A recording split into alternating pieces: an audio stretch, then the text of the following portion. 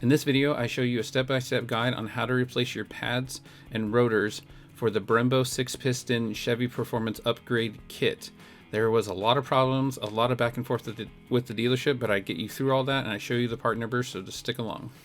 Okay, so before we jack up the car, I think we need to take off this plastic shield first. There's a cross member right here that I would like to jack up from. I don't want to jack up from the suspension, from the A-arms themselves, because it could bend them. So I think it's much safer to jack up from here, but I got to take off this shield first. All right, so it's a 15 millimeter to get these off. Definitely use a power tool. Uh-oh, it switches sizes on us. All right, well, I'm gonna need a much smaller socket. What size? Let's try 10. Ha ha ha.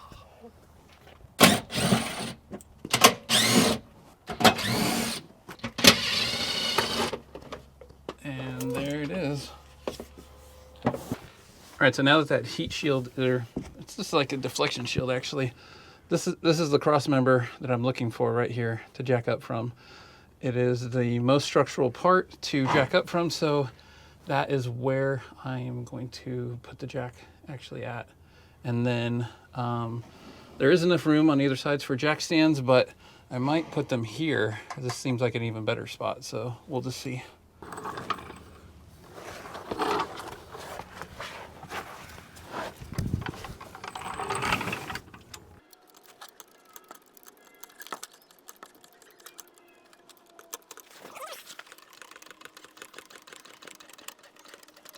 So if it's not centered, it'll lift up one wheel before the other, and it looks like it's kind of doing that on the driver's side. All right, so here's the most fun and dangerous part.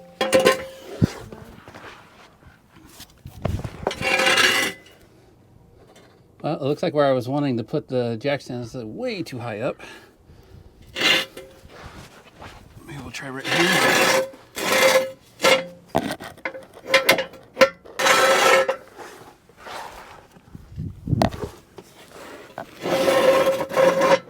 So now's the fun part of trying to barely let out anything so that it'll set down. Oh, there it is. So we try to keep it a little bit of tension on it, but now both wheels are off the ground.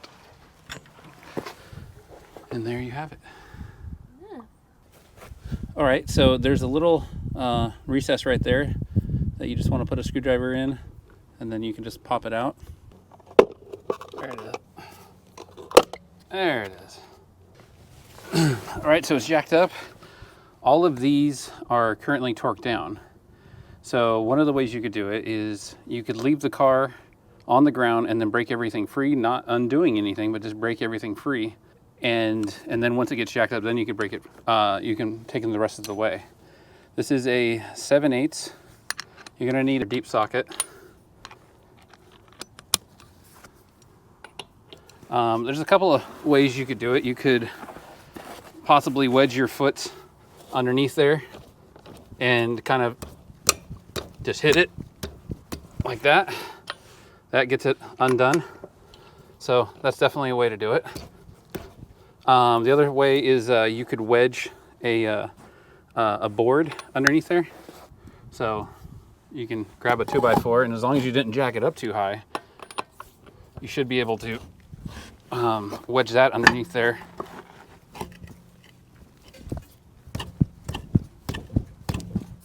But the other method would be just to send somebody into the car and hit the brakes. So maybe we'll do that. So you can see he's now hitting the brakes. The car doesn't need to be on. So you can see how easy that is. So as long as you have two people, this method works as well.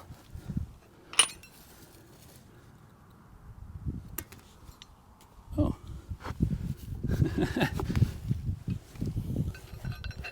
That's funny. the breaker bar just broke. That's interesting. Hopefully it's enough to get us through this. I was wondering what that was.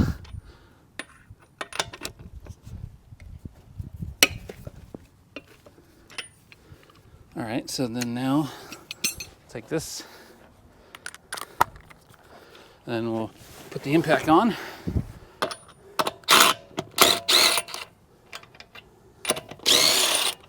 So if you have a really heavy duty impact, you might be able to do it even with it the tire free spinning. So that would be the force method. It might be on there pretty good with how hot the brakes get. So you might need to hit it just like that. And keep in mind, these are 22s, I believe. So it's going to be pretty heavy. Oh, okay. So we'll take this and roll it out of the way. Have my lovely assistant roll it that way. All right, now set it down on that side. Yep, that's it. All right, so here is the gigantic brake that we need to figure out. Oh my goodness. That's a big brake. Yeah. All right, so this is the Chevy Performance Brembo package. And I was pretty, you know, trying to find the part number of replacement rotors is actually pretty difficult. And when I went in there, they looked at the VIN and they said that these are it. I go, these are for the 6-piston, 1, 2, 3 on each side, 6-piston. They were like, yes. And I go, the oversized rotor? Yes. So here's the rotor that we bought. And as you can see, that is quite a bit smaller. So, yeah. All right, so it's been a long day. The Chevy dealer gave us the wrong parts. They gave us the parts for a factory non-Brembo 6-piston caliper setup. So we had to go back to there. You would think that these kits would be a little bit more common, but they sure don't seem very common. We took everything back. He can't even get the rotors currently, so I don't even know how much these would cost. The brake pads themselves, the factory ones are in that $250 range. You could probably find them cheaper. But the Brembo brake pads are like in the $500 range. There's a couple of online sellers that say that they're the same, but it's hard to really know. Are they just knockoffs? Because the ones that actually came off of here, you'll grab one, actually say Brembo made in Italy on them, compared to I'm concerned about what I'll find online. So it actually, there's the Brembo logo, and then it says made in Italy right there. So the dealer currently has a guy running to another dealership to try to go find them. And we think we found somebody that can turn these rotors. So they're just over 16 inches, I believe. This pad right here had some failure to it, where the other side it actually looks like it probably lasts another 5,000 to 10,000 miles. But right here, this is definitely the pad had a failure. You can actually see where it's kind of uneven and it's bottoming out right here. So it'd be interesting to see what those look like. But we're gonna get on to how to take this off. So it's 2 bolts on the back, and then this is a T30? Yeah. A T30 Torx. So it's pretty much a bear to get this off. From what we saw on the other side, there is Loctite on the bolt. So basically you got to pull this off to get the rotor off.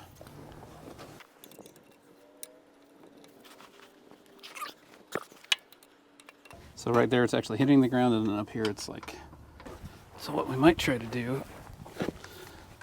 is use body weight.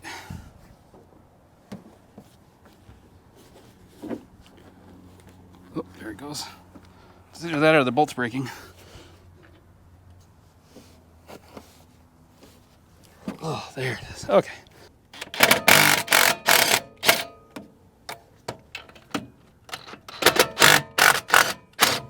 Oh, that was way easier than the other side.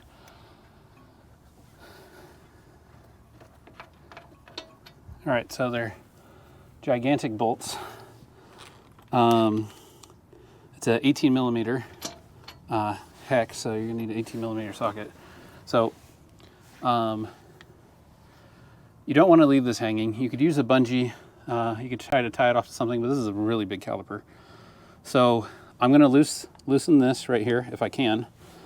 And then, so basically what I'm gonna do is I'm gonna pull this off, and then my son's gonna take this off, and then I'll put this back on, so then that way this isn't hanging off of anything.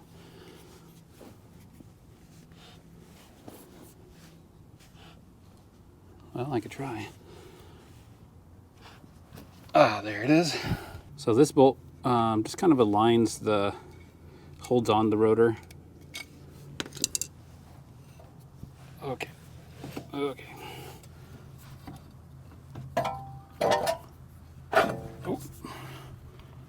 All right, there you go.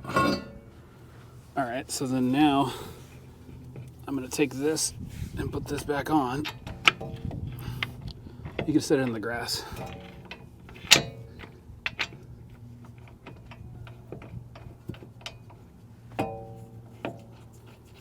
So I'm getting these bolts started enough to hold it. All right, so there's these two pins right here. The pins need to be knocked out. So I just have a small punch, smaller than the diameter. This side is much bigger, so you need to punch from this way to that way.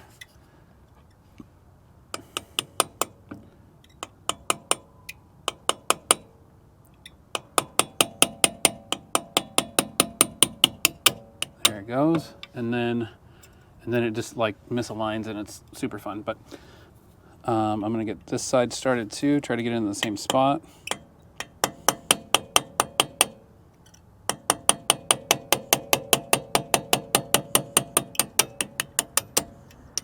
All right, not too bad, not too bad. So this spring on top is then, as soon as it drops out of this, is gonna then push it down, which is then gonna kind of like misalign it to your punch. I have seen some people just kind of grab it and tug it out with some vice grips or something like that. I don't want to mar this up at all, because this is where the actual pads themselves ride on there. And before I reinstall this, I'm gonna clean it up as best I can. So similar with this one, if you can grab it with your hand and just kind of move the pad around, kind of compressing the spring, I think that this is probably the best way. It's going to take a lot of strength to do it though. But any kind of like pliers or anything like that that you grab onto here with, it's just going to scratch up that shaft. So there's a groove that these kind of ride in, and by moving that down, it kind of relieves some of the pressure on that pin, like that. So now that pin can move further, and you just got to work out these pads. All right, so here's the one that failed. Yeah, you could tell. So here's the what we basically call the rivet spots, where it's kind of burning through those. Very rough feeling. So this is the last bit of pad material on there, it looks like. And right there, made in Italy, Brembo. Let me try to get this side off. There we go. Now these look pretty well identical. I don't think that there's actually anything different about them. They got the squeaky thing in the same spot. This one looks like a chunk of it has actually broken off. I wonder if it broke off and went into it. But you see how this one still has some of the wear bands on it, where the other side doesn't? Very interesting. So what we're gonna do is we're gonna take the rotors and we're gonna take those to get machined. Had to call around to a bunch of places to see if they could even machine anything this large. And as soon as I have the actual part numbers for these, I'll put the part numbers in the description, and I'll also have it on the screen. All right, it is the next day. I got the pads from the dealership. They came in. I double checked them with the old pads, Here are the part numbers. You can see that it says Brembo on the box, made in Italy, GM genuine part. So I kind of feel like GM just throws their sticker on top of it. But this is the specific part number that you'll need if you're looking online to try and find these for a 2018 plus or minus Tahoe truck Suburban. Also, all the audio from this day, or most of the audio from this day, has been corrupted, so this will all be in voiceover. This morning we took the rotors to get machined, and they did a pretty good job, and it was only $15 each. So definitely I would choose that option in the future rather than trying to replace these, because I think the price to replace them was somewhere in the $1,000 range from the dealership. Alright, so right here I'm cleaning up those pins that we knocked out. I'm using steel wool and brake cleaner. Just scrubbing back and forth until you see the shine. They did clean up pretty easily. Run your finger over them to make sure you don't feel any ridges or any gunk. Your brake pads run against these, and if there's anything that makes them bind, you could make your pads wear out sooner or have the similar problem that I had to why I'm changing these. So just make sure they're as clean as possible. Alright, so where I'm pointing to right here, these are the grooves that the pads rest against. So I would make sure that those are as clean as possible. Right here I'm using rubbing alcohol because it'll dry really quickly and it shouldn't mess up the red paint. So I'm going to clean these as good as you can. It's actually caked on there pretty good though, so it takes a while to actually get it all off.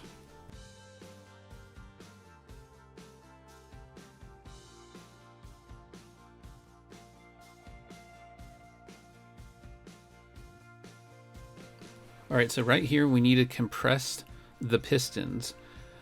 The reason we need to compress them is because all of that material that has been worn off, they push out more and more, and when you're putting in brand new pads, there wouldn't be enough room for the rotor to go back in.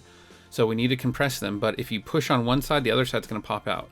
So you need to push on both sides equally. Also, you should only do one side at a time, because when you're compressing this side, the other side of the car is going to push out, and if there's nothing there to push against, they could push out too far, and that could be an issue. So right here, I'm going to use the old brake pads, so then that way, if I scratch or mar them up, it's not a big deal. I'm going to use some C-clamps, and I'm going to use some woodworking clamps, because the woodworking clamps have rubber pads on them, so they won't scratch up the outside of the calipers. Also right here I'm just using a piece of cardboard to put on the backside so it doesn't get scratched up. So basically you're just going to squeeze these down as evenly as possible.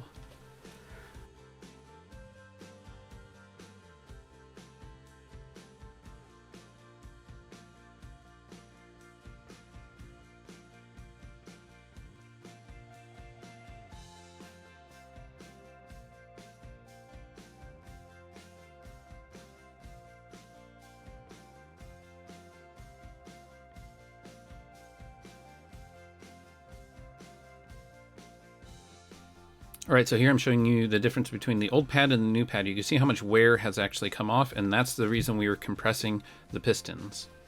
Here's the back of the brand new pad. You can clearly see Brembo made in Italy, the part number. Everything goes back together just the way it came apart. You're going to push those pins in through the back, slide them in. You're going to be fighting that spring on the top, but it is completely doable and easy. You don't really need many hand tools. I was just using my hands right here. Keep in mind you don't want to scratch up those pins as they're going in. You just force them in and just keep wedging it and pushing. And pretty soon you'll get everything lined up. You want to make sure that these pads are pushed all the way as far out as possible so that it gives you as much room as possible when you're putting on that rotor. Because keep in mind that rotor, you're going to possibly be holding that with one hand and then the caliper with another, so you're going to want as much room as you can rather than having to fight anything. Alright, so right here, lining up the pins through the pads is a little bit finicky, but what you could do is push up on the bottom of the pad, and you'll see me do that here in a second. You want to take your ball peen hammer, have that handy. Right here at the bottom of the caliper, see me pushing up on the pad? That's pushing the pin up to align the hole better, because you're pushing against that spring that's on the top. So here you're just going to be tapping it in with a hammer. Just take this part easy. There's like a clip that holds these in, and the clip is on the shaft itself. And once you get the clip into the hole, it just expands, and the pin kind of locks itself in. If there's any doubt that you have, make sure you take pictures before you start taking anything apart, or you can just reference this video and just pause it and play, pause it and play. All right, so here's the part that definitely having some help is definitely a plus, because this is a very heavy caliper, and most of the time if it's small, they'll hang it, you can hang it from a bungee or something like that, but this thing's pretty big and I don't really want to mess up the paint. So I'm just taking the bolts off, and then one of my kids is going to line up the rotor on there. Keep in mind, you got to line it up right where that screw's at.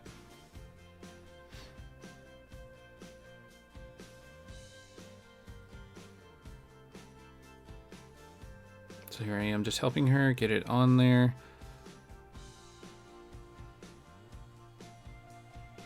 Okay, we got one sort of lined up. There we go. All right. That screw's not super long, so just gonna get it in snug, because I only have one hand currently. All right, so now here's the reason that we spread out all those pads, so that this caliper just goes on so much easier. Here I keep just double checking everything, making sure the pads are perfect, making sure everything is just lined up correctly. You shouldn't necessarily have to fight this. Everything should kind of just flow together as it's going on. All right, so after you got everything tightened up, the rotor should spin relatively freely. And the first time you actually get in the car and hit the brakes, they haven't actually fully pushed out yet, so it's going to feel like you don't have any brakes, so you'll have to pump it at least once or twice. But what you want to feel is the rotor spinning freely in there and not binding on anything. Here I'm putting the rim back on. This is very heavy. It's a 22-inch rim. Just take your time with this. It is a little bit awkward the way it is. All right, so I definitely recommend starting all these by hand, so that way you don't cross-thread anything. You can run them in with your impact afterwards, after they're at least started on there.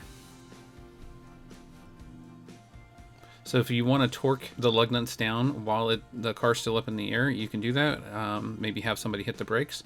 But I'm going to wait until it's on the ground, so then that way all the vehicle weight is holding the tire from spinning.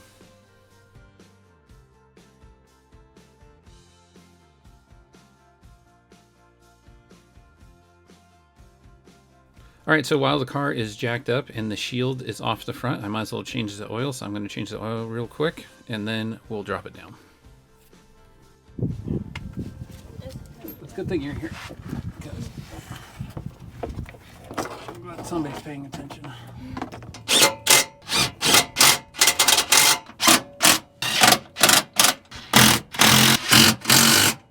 Okay, so we finished the oil change and we are back and dropped the Tahoe on the ground.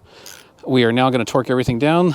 The good old internet says 140 foot-pounds. So I usually go in a crisscross pattern.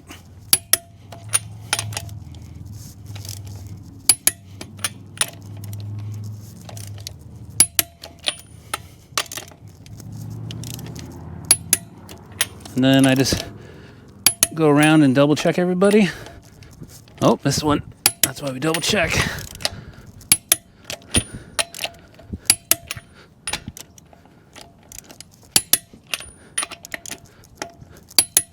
All right, I guess we're triple checking now. Okay, so now, whatever this guy is, not a hubcap, but kind of.